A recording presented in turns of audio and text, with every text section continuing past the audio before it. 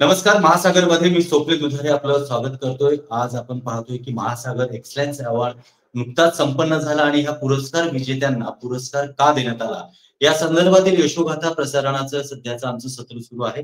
आज आपण पाहतो की गेली जवळपास 22 वर्ष पोलीस खात्यामध्ये ज्यांनी नोकरी केली आहे, नोकरी करत आहेत सातत्यानं, त्या पोलीस हवालदार जरी असल्या, पोलीस हवालदार असताना देखील नोकरी आणि घर, चूल मूल आणि नोकरी असं करत असताना बऱ्याच जणांना समाजसेवा करणं शक्यच नाही आणि पोलिसांना तर समाजसेवा करताना खूप कमी याच्या बोटावरती मोजण्यासारखे पोलीस आहेत जे नोकरी बरोबर समाजकार्य करतात. पण आज आपण पाहतोय की नोकरी, घरदार सांभाळून समाजकार्य करणारी व्यक्ती देखील आज आपल्यासोबत आहे. विशेष म्हणजे यांनी आतापर्यंत जेव्हा नोकरीला सुरुवात केली त्याच्यानंतर जवळपास त्यांनी 5 ठिकाणी ते कार्यरत होते. आज ते रायगड राजगड पोलीस स्टेशन, पुणे ग्रामीण या ठिकाणी कार्यरत असणाऱ्या महिला पोलीस हवालदार जे आहेत प्रमिला शरद निकम यांचं आमच्या सत्रामध्ये हार्दिक स्वागत आहे. नमस्कार मॅडम, तुमचं आमच्या या सत्रामध्ये हार्दिक स्वागत आहे. विशेष म्हणजे नुकताच तुम्हाला महासागर एक्सलन्स अवॉर्ड पुरस्काराने सन्मानित करण्यात आला आहे आणि पोलीस नोकरी करत असताना घर सांभाळत समाजकार्य करणं खरंच खूप कठीण जातं. ते सगळं करत असताना नेमकं तुम्ही ह्या सगळ्या बाजू सांभाळल्या कशा? समाजकार्याची ओढ तुम्हाला कधीपासून लागली? समाजकार्याची ओढ म्हणजे माझे वडील हे डीएड कॉलेजचे प्रिन्सिपल होते आणि माझ्या घरातूनच मला समाजकार्याचा वारसा असं मिळाला असं म्हटलं तरी चालेल. कारण माझे वडील वडिलांना संत तुकारामांचा अवतार म्हणायचे. गोरगरीब लोकांसाठी म्हणजे शाळा कॉलेजला वगैरे त्यांना फी कमी पडत असेल तर स्वतःच्या खिशातले पैसे काढून वडिलांनी दिलेले आहेत. त्यामुळे तसा विचार केला तर माझ्या आई वडिलांच्या पासूनच माझा समाजकार्याचा वारसा चालू झाला असं समजलं तरी चालेल. अगदी. तुम्ही आता खरं तर जर हाच प्रश्न कुठल्या महिलेला विचारला तर सगळ्यात मोठा प्रश्न निर्माण होतो, तो म्हणजे पोलिसांची नोकरी म्हणजे अगदी खूप काट्यावरची असतं. 12-12 तास नोकरी असतं, त्याच्यामध्ये तुम्हाला कुटुंब देखील सांभाळायला लागतं. हे सगळं कशा पद्धतीने तुम्ही मॅनेज करता?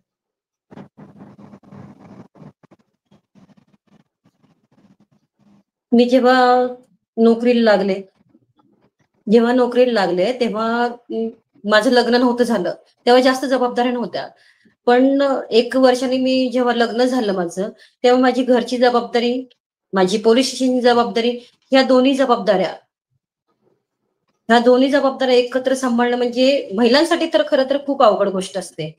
कारण घरी पण तेवढंच लक्ष देणं गरजेचं असतं. नवीन लग्न झालेलं असतं किंवा मुलबाळ झालेलं असतं किंवा संसारासाठी सासू-सासरे असतील, आपले दीर जाऊ असतील किंवा मुलगी असेल, फॅमिली असेल, इकडच आई वडील असतील, इकडची फॅमिली असेल आणि इतर पोलीस स्टेशनला आल्यानंतर इथली दिवसभराची कामं असतात.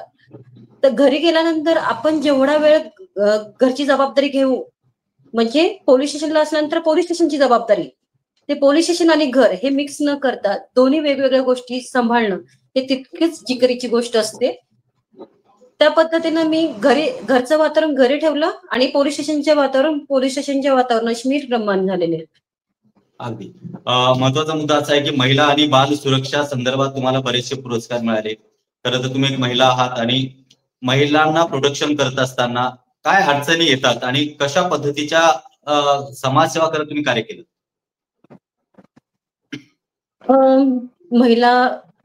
मी महिला आहे, त्यामुळे मला महिलांच्या काही अडचणी आहेत, त्यांना काय अडचणी येतात हे मला चांगलं माहितीये. त्यामुळं मला असं वाटतं युनिफॉर्म म्हणजे एक मला समाजसेवा करण्याची संधीच दिली आहे आणि मला त्या युनिफॉर्मचा खूप अभिमान आहे. ही वर्दी आहे आणि ह्या वर्दीच्या जीवावरच मी चांगली चांगली कामं करत आले. या वर्दीनेच मला सर्व काही दिलेलं आहे आणि ह्या वर्दीमुळेच मी लोकांच्या मनात आणि त्यांच्या मनात जाऊन माझी वेगळी अस्तित्व निर्माण केलेलं आहे.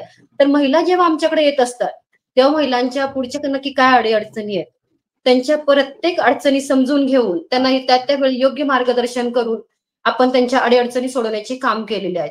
आणि आतापर्यंत म्हणजे आमच्याकडे जेवढ्या महिला येतील त्या प्रत्येक महिलेला त्यांचा पुढे काय अडचण वगैरे आली, आता तर प्रॉब्लेम आपण सॉल्व्ह करतोच, पण पुढे त्या संदर्भात काही अडचणी आल्यास तर आपण त्यांना माझे स्वतःचे वैयक्तिक नंबर दिलेले आहेत. रात्री अपरात्री कधीही आपल्याला कुठल्याही गोष्टीची अडचण आली किंवा कोणीही कसल्याही प्रकारचा त्रास दिला तर आम्हाला 100% आपण कधीही रात्री अपरात्री फोन करू शकता. दिवसभर तर आपण अवेलेबल असतो, पण रात्री अपरात्री पण तुम्ही आम्हाला कधीही कॉल करू शकता असं आम्ही त्यांना सांगितलेलं असतं. त्यामुळे महिलांच्या मनात माझ्याविषयी खूप आपुलकी, आदर, आस्था आहे आणि आदरयुक्त भीती पण आहे.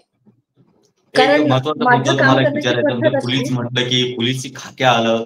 बोलण्याची भाषा जी आहे उगीरपणा असतो ज्या बोलण्याच्या भाषेमध्ये.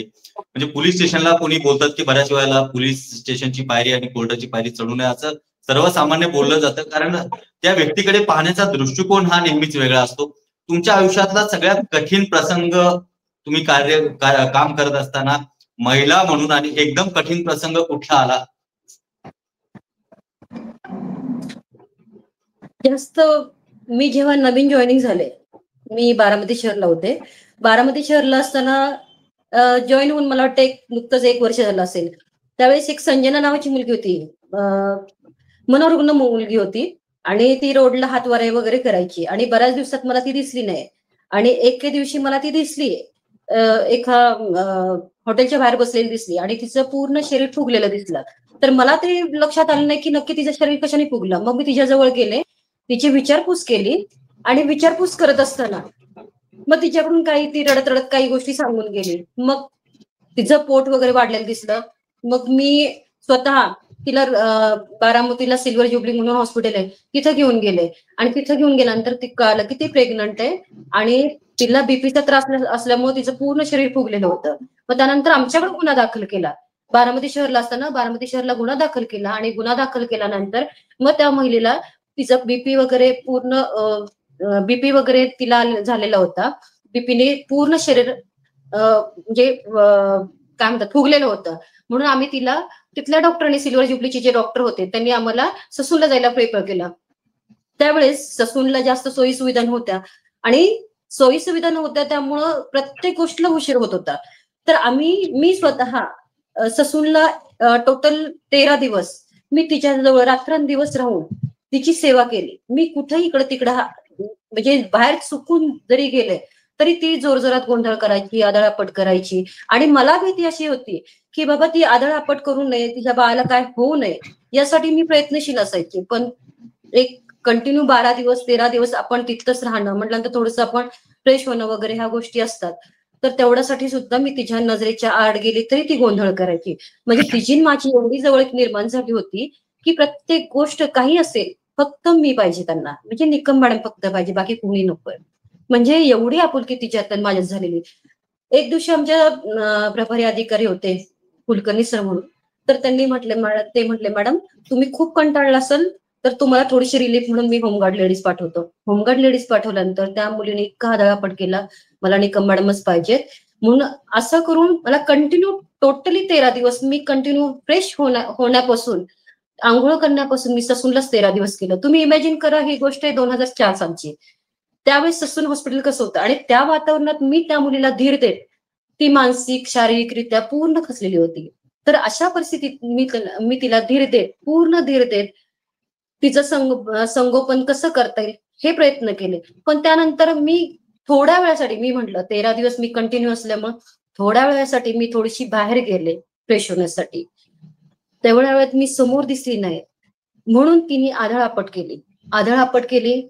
ते भिंतीवर तिनं पोट आदळल्यामुळं तिचं बाळ पोटात मयत झालं आणि पोटात मयत झाल्यामुळं तिनं तिथल्या डॉक्टरांनी मला पटकन बोलवलं आणि डॉक्टरांनी बोलवून सांगितलं मॅडम तुम्ही दिसलं नाही समोर म्हणून त्यांनी आदळआपट वगैरे केली आणि तुम्ही तात्काळ या वगैरे. मग मी गेले तिथं पोहोचले त्यावेळेस तिचं डिलिव्हरी करायला घेतली. बाळ मेलेलं म्हणजे मृत बाळ जन्माला आलं आणि मृत बाळ जेव्हा जन्माला आलं तेव्हा ते बाळ आपण तिला सांगताना सांगितलं की ते बाळ तुझं बाळ व्यवस्थित आहे, ते काचेच्या ह्याच्यात ठेवलेलं आहे, काचेमध्ये ठेवलेलं आहे. तू आदळआपट केल्यामुळे त्या बाळाला थोडीशी इजा झालेली आहे. तर आपण ती सारखी राहून राहून म्हणायची मॅडम मला माझं बाळ बघायचंय. म्हणजे मला असं सांगायचं ती मनोरुग्ण असताना सुद्धा म्हणजे डोक्यावर परिणाम झालेला असताना तिला कुठल्या बाकीच्या गोष्टी कळत नसताना स्वतःच बाळ कसं आहे हे पहिल्यांदा तिने विचारलं. म्हणजे आईचं मातृत्व काय असतं हे तिने वेडसरपणात पण तिने दाखवून दिलंय. याचा अर्थ की तिला बाकीचं काही नको, स्वतःचं मातृत्व आहे, मी आई झाली ह्याचा आनंद खूप होता त्यावेळेस तिला. आणि ती राहून राहून मला विचारत होती मॅडम मला माझं बाळ बघायचंय. आणि मी राहून राहून तिला म्हणत होती तुझं बाळ आहे काचेमध्ये ठेवलेलं आहे आणि तू जास्त आदळआपट केल्यामुळं त्याला फक्त मी काचेमध्ये ठेवलं, तिथल्या डॉक्टरांनी काचेमध्ये ठेवलेलं आहे, तर आपण जरा ते बाळ व्यवस्थित झालं की मी तुला दाखवेन ते बाळ. तिला समजूत कशी काढायची? एकदम तर डायरेक्ट मी तिला बोलू शकत नव्हते, का तर ती मनोरुग्ण होती. उद्याच चुकून काहीतरी तिच्या बाबतीत जर चुकीचं काही झालं असेल, तर मला स्वतःला कधीही माफ करू शकले नसते. त्यामुळे मी तिची मानसिक तिची मनस्थिती व्यवस्थित करत करत मग तिला 3 ते 4 दिवसांनी तिला सांगितलं, "तू आदळआपट केल्यामुळे तुझं ते बाळ मयत झालंय" म्हटलं. ती त्यावेळेस इतका तिने हंबरडा फोडला, की रडून रिकामी झाली ती.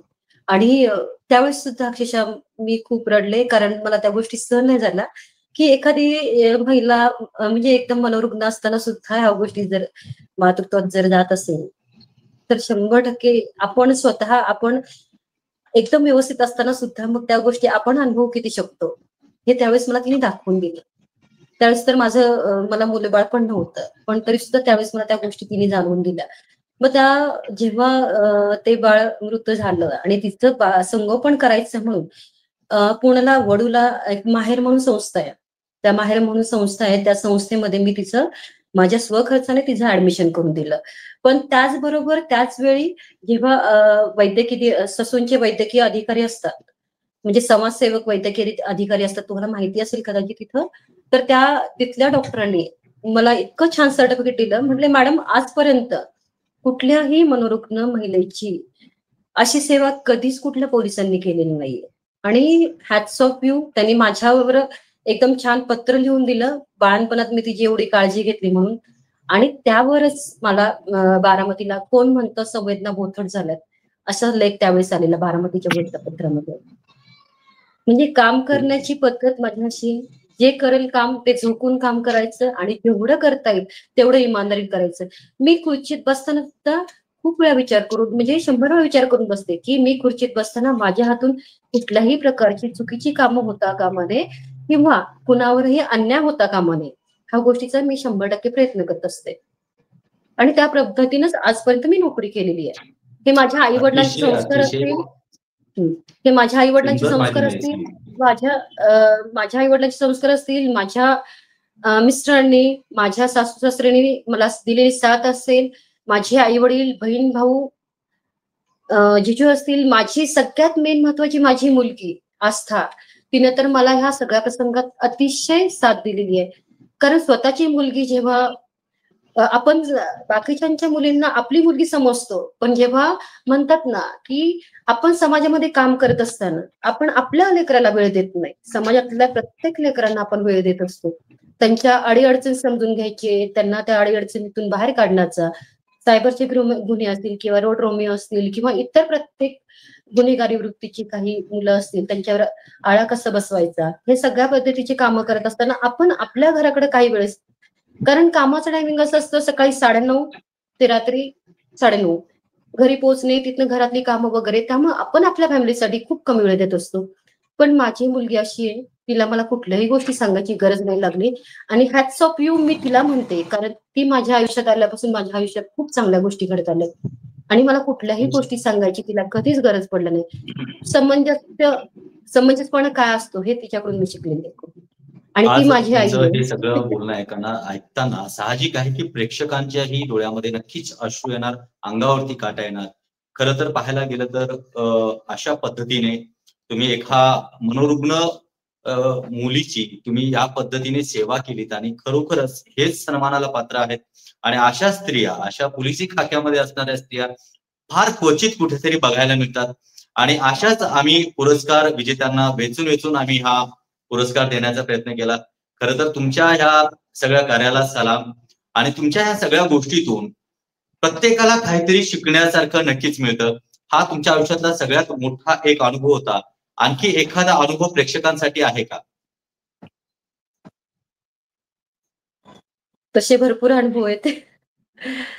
कारण मी काम करत असताना, मी आजपर्यंत पोलीस खात्यात असताना फक्त समाज उपयोगी काम नाही, तर मी चरस, गांजा, गुटखा यांच्यावर पण कारवाई करण्याची काम केलेत. पिस्टलच्या कारवाया केलेल्या आहेत.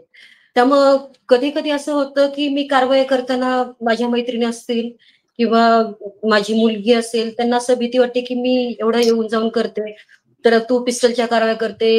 बऱ्याच गुन्हेगारांना आपण मारहाण करत असतो, त्यांना वटणीवर आणण्यासाठी बरेच प्रयत्न करत असतो. म्हणजे कायद्याच्या चौकटीत राहून आपण जेवढं काही करता येईल तेवढं करत असतो. रोड रोमियोंवर कायद्याच्या चौकटीत राहून त्यांच्यावर कसा आळा बसेल ह्याचं काम करत असतो. मला एक सांगण्याचा प्रसंग असा आहे की मी जेव्हा खेड शिवापूर चौकी येथे नवीनच आलेले, तर त्यावेळेस आम्हाला एक बातमी मिळालेली की एक पारधी समाजाचा, म्हणजे त्यावेळेस असं माहिती नव्हतं पारधी समाजाचा आहे तो, एक माणूस 40 तोळं सोनं 7 लाखात विक्री करत आहे. मग आम्ही त्या पद्धतीने आम्ही सापळा रचलेला होता त्यावेळेस. तर सापळा रचलेला असताना आमचे जे पोलीस स्टेशनची जी टीम आहे सगळे आम्ही पूर्ण सगळ्यांनी सिव्हिल केले, सगळे सिव्हिल मध्ये थांबलेलो होतो. आणि मी ट्रॅक पॅन्ट टी शर्ट, मी आणि माझा एक कलिग आहे, आम्ही दोघं टू व्हीलरवरून, बाकी सगळे अधिकारी कर्मचारी वगैरे सगळे फोर व्हीलर मधून होतो. आणि ज्यांनी आम्हाला टीप दिली त्याला आम्ही सांगितलं, आम्ही 7 लाखाची कॅश आमच्या शेजारच्याच मॉलमधून कलेक्ट केली असं दाखवलं. त्या पिशवीमध्ये त्या पुढच्या व्यक्तीला तो व्हिडिओ कॉलिंग करून दाखवलं की ही कॅश आहे, आम्ही हे केली आहे, तर आम्ही 40 तोळं सोनं घ्यायला येतो. मग ते त्या व्यक्तीला जी 7 लाखाची कॅश आहे ती घेऊन आम्ही पुढे पाठवलं. त्याच्या पाठोपाठ आम्ही गाड्या आमच्या रवाना केल्या आणि त्यांनी आम्हाला सांगितलं वरती मरियाई घाट आहे, त्या घाटाच्या इथं तुम्ही फक्त तिथं येऊन थांबा, मग मी तुम्हाला कॅश देतो, मी तुम्हाला 40 तोळं सोनं देतो, तुम्ही मला कॅश द्या. 7 लाखाची कॅश आम्ही ठीक आहे म्हटलं. मग ही गाडी आम्ही जात असताना वरती तो मुलगा तिथं थांबला, ते मंदिर आहे वरती आमच्या इथं, त्या मंदिराच्या इथं तो मुलगा थांबला. मग मी आणि माझा एक कलिग आहे, आम्ही जे दोघं टू व्हीलरवरून गेलो होतो, तो त्याच्या मंदिराच्या इथंच आम्ही दर्शनाचं असं बहाणं वगैरे करून आम्ही इकडे तिकडं गप्पा मारत वगैरे फिरत होतो. परत त्याला ते पारधी मुलाला काही संशय आला, माहिती नाहीये, त्यांनी परत खाली आला. तो म्हटला मॅडम, त्या मुलाला म्हटला तुम्ही एक काम करा की तुम्ही खालच्या साईडला या, आम्ही खाली तुमच्याकडून पैसे, तुम्ही मला पैसे द्या, मी सोनं देतो. हे परत तिथून 2 स्टेप खाली आल्यानंतर खालचं असं टर्न होते, ते खाली आल्यानंतर तिथं परत त्यांनी तिथं थांबायला सांगितलं. पण हे बाकीच्या तोपर्यंत गाड्या खाली आल्या. मी आणि माझा जो कलिग होता तो त्याच्या पाठोपाठ आलो आणि थोड्याच वेळाने तिथं आम्हाला एका साईडला पूर्ण असा टर्न असल्यामुळं या साईडला 2 मुलं दिसली आणि पुढच्या साईडला तो मुलगा दिसला. मग मला थोडंसं कुठेतरी क्लिक झालं की बाबा कुठंतरी हीच 2 मुलं असू शकतील की ज्यांनी 40 लाख रुपये 40 तोळं सोनं देणारे आणि 7 लाख रुपये त्याच्या बदल्यात कॅश घेणारे. मग अशा रीतीने मग आम्हाला ते समजल्यानंतर आम्ही त्या टर्निंगला, माझा जो कलिग आहे त्याला मी म्हटलं बहुतेक हीच गँग दिसतीये ही, आपण एका साईडला डोंगराच्या एका साईडला थांबूयात जेणेकरून त्यांना दिसणार नाही. तोपर्यंत ती 2 मुलं आली आणि त्या मुलाकडून ती बॅग घेऊ लागली. मग त्यानंतर आम्ही त्याला पकडण्याचा प्रयत्न केला. 2 मुलं होती ती, एक खूप उंच होता, अशी त्याला शेंडी वगैरे होती, आणि दुसरा एक होता तो पण असं उंच धिप्पाड वगैरे होता. आता पारध्यांची लोक तुम्हाला माहिती आहेत कशी असतात. मग आम्ही दोघांनी त्यांना पकडण्याचा प्रयत्न केला. त्यातला एक जो कलिग आहे माझ्याकडून, त्याच्याकडून तो दुसरा निसटून गेला, एक मी आला. मग त्याला पकडल्यानंतर आम्ही पब्लिकला खूप विनवणी करतो की हा मेन महत्वाचा आरोपी आहे, तर तुम्ही आम्हाला फक्त गाडीतून पोलीस स्टेशनला न्यायला मदत करा. तर कुठल्याही पब्लिकने त्यावेळेस आम्हाला सहकार्य केलं नाही. जर कदाचित त्यावेळेस आम्हाला पब्लिककडून सहकार्य मिळालं असतं तर बरेचसे गुन्हे उघडकीस आले असते आणि बऱ्याचशा गुन्ह्यांवर आळा बसला असता. पण त्यावेळेस आम्हाला पब्लिकने कुणी मदत केलेली नाहीये. तर त्यावेळेस आम्ही भरपूर प्रयत्न करू सुद्धा आम्हाला पब्लिकनी मदत न केल्यामुळे आणि त्या मुलाला आम्ही खूप हे करण्याचा, धरून ठेवण्याचा प्रयत्न केला, पण पारध्यांच्या वेगळ्या वेगळ्या भाषेत त्यांनी जोरजोरात आवाज देत ओरडण्याचा प्रयत्न केला. त्यामुळे तिथं जे बाहेर लपून बसलेले जे 8-10 पारधी होते, कुणाच्या हातात कोयते, कुणाच्या हातात कुऱ्हाडी, कुणाच्या हातात काठ्या वगैरे, हे सगळे घेऊन आले. आणि वरतून जसं मी आणि तो मुलगा जो फिर्यादी म्हणून नेलेला आम्ही तो, आणि जो त्यांचा एक मुलगा जो पकडला होता, वरतून आम्हाला दगड मारायला सुरुवात केली. आम्ही ते बचाव करत करत खाली यायला लागलो. पण त्यावेळेस परत त्यांनी आमच्या अंगावर येऊन आम्हाला मारहाण करण्याचा प्रयत्न केला. तेवढ्यात आमचा एक कर्मचारी आला, त्यांनी थोडस थोपवण्याचा प्रयत्न केला, त्यांनी पण गोड बोलवून सांगून वगैरे, पण ते काही लोक ऐकली नाहीत. पण आम्ही तसंच आरोपी तो घेऊन येण्याच्या मार्गात त्यावेळेस त्या पुढच्या आरोपीने, पारध्याने माझ्या अंगावर पहिला वार करायला सुरुवात केली. का तर मी त्या मुलाला सोडत नव्हती, एवढे प्रयत्न करून सुद्धा त्या मुलाला सोडत नव्हती. एक बोट मात्र त्याची पूर्ण केसांची जी शेंडी आहे ती पूर्ण वळवण्याचा, हातात बोटाला वळवण्याचा प्रयत्न केला, गुंडाळली होती आणि एक हात त्याच्या मी मानेला धरलेला. माझं एक चुकलं की मी त्याच्या तोंडात गोळा घालायला पाहिजे होता, जेणेकरून तो आरडाओरडा केला नसता. त्यानंतर त्यांनी मला एक मारायचा प्रयत्न केला, त्यावेळेस माझा इथून चुकला, पण ज्यांनी मला टीप दिली त्याच्या डोक्यात लागलं. इथं त्याला 4 टाके पडले त्यावेळेस. आणि नंतर परत दुसरा फटका मारला, तो माझ्या हातावर लागला. माझ्या हातावर इतक्या जोरात लागला, तो माझ्याकडून आरोपी सुटला आणि तो शेतात पळत गेला. आम्ही त्याचा खूप पाठलाग केला, पण तो काही आम्हाला मिळाला नाहीये. मग असे खूप प्रसंग आहेत. एक दुसरा अतिशय प्रसंग असा आहे, एक दुसरा प्रसंग असा आहे, म्हणजे तुम्ही म्हणता ना महिलांच्या संदर्भात वगैरे काम वगैरे करताना, मला मी पैशासाठी कधीच काम केलेलं नाहीये. त्यामुळं पैशासाठी काम करत नाही. त्यामुळं प्रत्येक जणाला असं असतं की काही झालं, आणि मेन महत्वाची न्यायाची भूमिका. जेव्हा आपण न्यायाची भूमिका असते, कुठल्या गोष्टीसाठी आपण कुठल्या अपेक्षेने काम करत नसतो, तेव्हा लोकांचा अप्रोच तुमच्याकडे 100% असतो. एक अगदी महिला आहे, त्या नागपंथी समाजाची एक महिला होती. तर तिच्या मुलीच्या बाबतीत नागपंथी समाजाचे फार डेंजर मॅटर असतात. आणि त्यावेळेस मला समजलं की नक्की त्यांच्यामध्ये काय चालू असतं, कसे प्रकार, अघोरी प्रकार वगैरे केले जातात.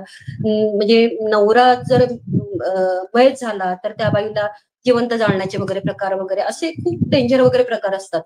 तर त्या मुलीचं जेव्हा नवीन नवीन लग्न झालेलं होतं आणि ती जेव्हा तळेगाव दाभाडेला तिच्या नवऱ्याकडे गेली होती, 2-3 दिवसच झाले होते लग्नाला, आणि लग्न झाल्यानंतर नवऱ्याने तिला इतकी मारहाण केली. तळेगाव दाभाडे तो एरिया आहे, तिथं ती 2 दिवस बेशुद्ध पडलेली होती. नंतर ती बेशुद्धीवर आल्यानंतर तिने तिच्या आई वडिलांना फोन करून बोलून घेतलं. पण ते प्रॉपर नगरचे होते, दौंडला राहिला होते. बऱ्याच ठिकाणी त्यांनी त्या संदर्भात तक्रारी केल्या होत्या. नंतर त्यांना कुणीतरी आपलं नाव सांगितलं, आपल्याविषयी माहिती सांगितली, आपल्याकडे आले.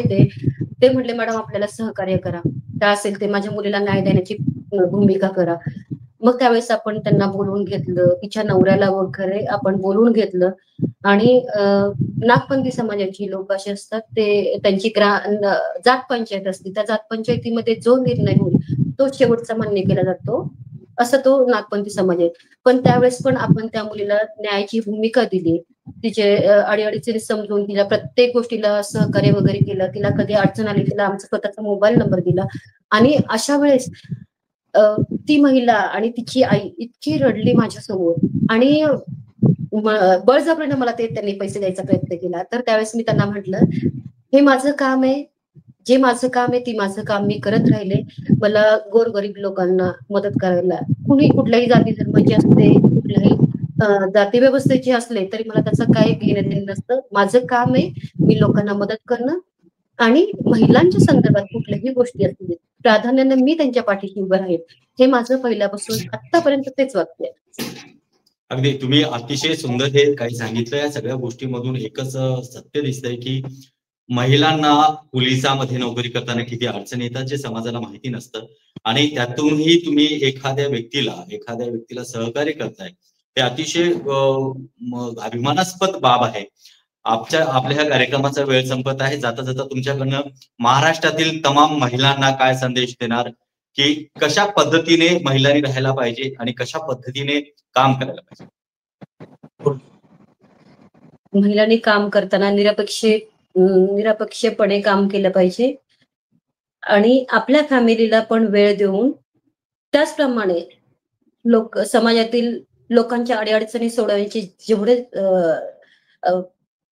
प्रामाणिकपणे काम करता येईल तेवढे प्रामाणिकपणे काम करावे असं मला वाटतं. आणि आपण आतापर्यंत जे मला मान सन्मान काही मिळालेले आहेत, ते माझा एकटीचा मान सन्मान नसून तो तमाम महिला वर्गाचा सन्मान आहे. आणि तमाम पोलीस वासियांचा, पोलीस मित्रमैत्रिणींचा असू दे, आमचे अधिकारी, मला आता जे सन्मान मिळाले त्याच्या पाठीमागं आमचे पोलीस अधीक्षक संदीप पाटील असतील, किंवा पंकज देशमुख असतील, डेप्युटी साहेब आमचे बर्डे साहेब असतील, आमचे गवळी साहेब असतील, माझे आई वडील, बहीण भाऊ, माझे पती असतील, सासू सासरे असतील, किंवा माझी मुलगी असेल. आणि मेन महत्वाचं, ज्यांच्या जीवावर मी हा सन्मान घेत आली, ते माझ्या प्रती प्रेम असलेले, आदर असलेले माझे समाजातील बंधू, समाज बांधव, महिला वर्ग, त्यांना मी हा माझा पुरस्कार अर्पित करते. खूप खूप सुंदर माहिती सांगितली आहे. आमच्या या कार्यक्रमामध्ये आपण सहभागी झालात त्याबद्दल आपलं मनापासून स्वागत आहे. विशेष म्हणजे आपण पाहतोय की आता ज्या पद्धतीने एक पोलीस अधिकारी, एक पोलीस कर्मचारी जेव्हा नोकरी करते आणि ते नोकरी करत असताना किती मोठे पेच प्रसंग येत असतात. या पेच प्रसंगातून बरेचसे पोलीस कर्मचारी यांच्यामध्ये थोडीशी चिडचिड निर्माण होते खरी, पण ते चिडचिड निर्माण झाल्यानंतर देखील त्यावरती त्यांनी आपलं स्मित हास्य ठेवत समाजसेवा करत एखाद्याच्या समाजासाठी, म्हणजे आपण जेव्हा जन्माला येतो तेव्हा एक साहजिक आहे की समाजाचं आपण काहीतरी देणं लागतो आणि हे देणं चुकवण्याचं काम प्रत्येक व्यक्तीनं करावं, हाच संदेश आता आपल्याला प्रमिला शरद निकम यांनी दिला आहे. विशेष म्हणजे यांना नुकताच महासागर एक्सलन्स अवॉर्ड 2025 न सन्मानित करण्यात आला आहे. धन्यवाद, आपण या कार्यक्रमात सहभागी झालात. In social work Shrimati Pramila Sharad Nikam ji, Shrimati Pramila Sharad Nikam ji यहाँ पर उपस्थित हैं। वो आकर तैयार हो जाए। और देखो, जब वर्दी ऊपर आती है ना, तो वर्दी के गर्व के लिए हम खड़े होकर तालियां बजाते हैं, क्योंकि जब भी मुंबई में समस्या आई है, हमारे शेरों ने, हमारी शेरनियों ने बड़ा काम किया है। चाहे वो कोई भी युद्ध स्तर का काम हो, हर युद्ध स्तर के काम में आपने सहयोग दिया है। Thank you so much.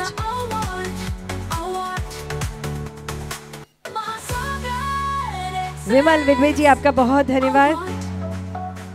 Shrimati Pramila Sharad Nikam जी से अनुरोध है कि तैयार रहे। और अगला नाम मैं मंच ले रही, युवा उद्योग रत्न पुरस्कार हम देना चाहते हैं श्री कुणाल सिंह यादव जी को। श्री कुणाल सिंह यादव जी अगर यहाँ पर उपस्थित है तो पधारे। बहुत अच्छा लग रहा है मैडम आपको मंच पर पाकर, सच्ची।